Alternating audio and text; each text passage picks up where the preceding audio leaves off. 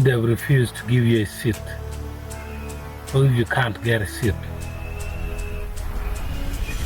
build your own table.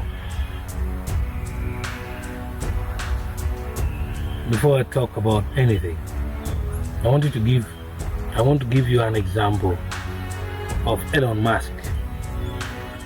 Sentinel High Schooler from Missoula, Montana. Thank you for coming. And I want to know, what is the one thing that has surprised you about your life? Oh, one thing, wow. Well, I'm surprised by the whole thing, honestly. I certainly didn't expect for any of these things to happen, honestly. Yeah.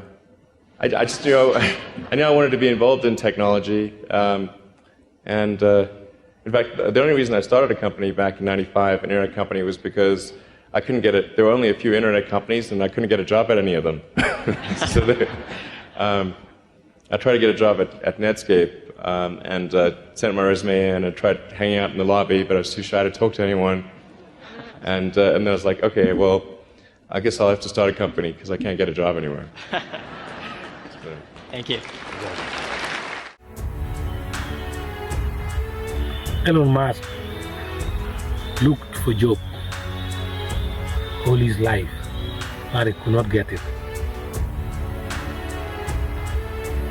That's like people are refusing to give you the seat. But what Elon Musk did is, he started his own company of PayPal. Now he has grown into technology of Tesla. He has built his own table. So, if people refuse to give you a chance, find other alternatives. Don't be taken by anger.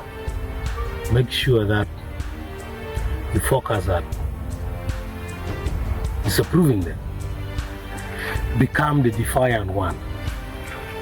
The defiant one. To defy their game plan. To keep you poor. And to keep you looking stupid and useless. Even Jesus said in the Bible, in Psalm chapter 118 verse 22, that the stone which the builders refuse will always become the head cornerstone. So whenever people choose to reject you, make sure you become the defiant one against their evil plan. Defy their thoughts about you. Defy their prejudice against you.